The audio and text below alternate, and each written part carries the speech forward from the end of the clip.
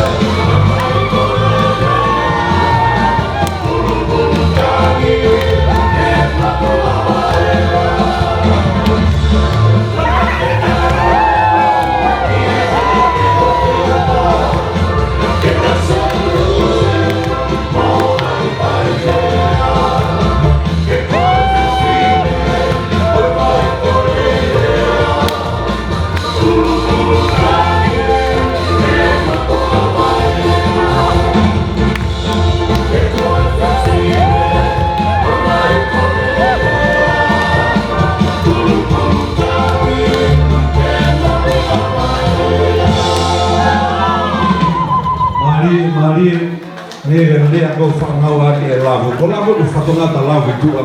Ko e rea maari whangau ake lavu. Lere soni kata maali. Ko i he whamalo atu.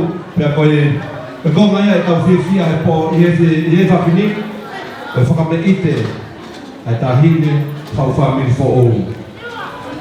Te mo to ki kole atu mo. Ta hini ta lu ka ta fo ki mai.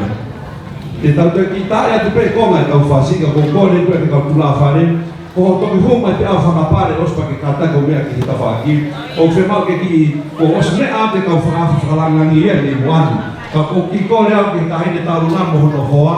E na ki tu pe ta fa ki he ko ke mena tu pe ho pe ki pa to sio mai fo mo ta kai he na fe sio mai mo na do pa siri ya na wale ta e to o mai pe mo ya he to ta ko ni ka ko ne pe ko hoa ke tu la fare pe ka ko te ke hu mai ki no to nu te ke hu mai pe ko mo lan pulu mo pulu ma lo hi ko ya to ta e ta fa si pe a kai to a me fe na male fa si ka tu ke me a mai ho pe ki ka me a mai fo mo ka fa fe o mai na se na pi he ni ko fie ma mata ka mo ang ta mai ki ko ia te mo ki hanga pe ke tawhaki ke lava pe ke mama tātua e hope ki ta mea mai pa mo seo mai whoku ka whawhawhe o hina nau hene au hiko ki moa te tae mai tawhasi a tā pe mo whakapare os pa ke whoki ko ki tua kai tamo atu pe taru ngai malo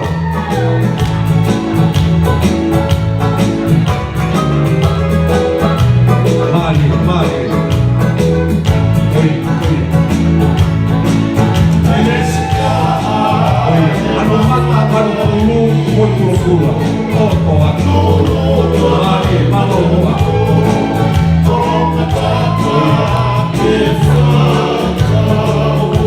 mali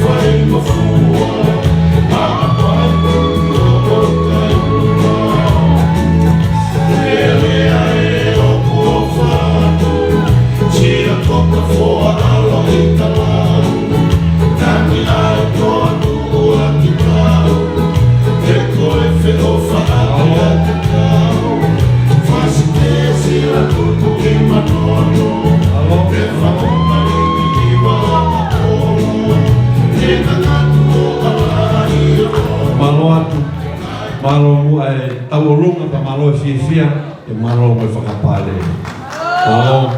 Ange gogo lau ko matua te na whakaose ange ki whunga vai ko puna ki pea ke keri whakaose ko ula ne te kei mako.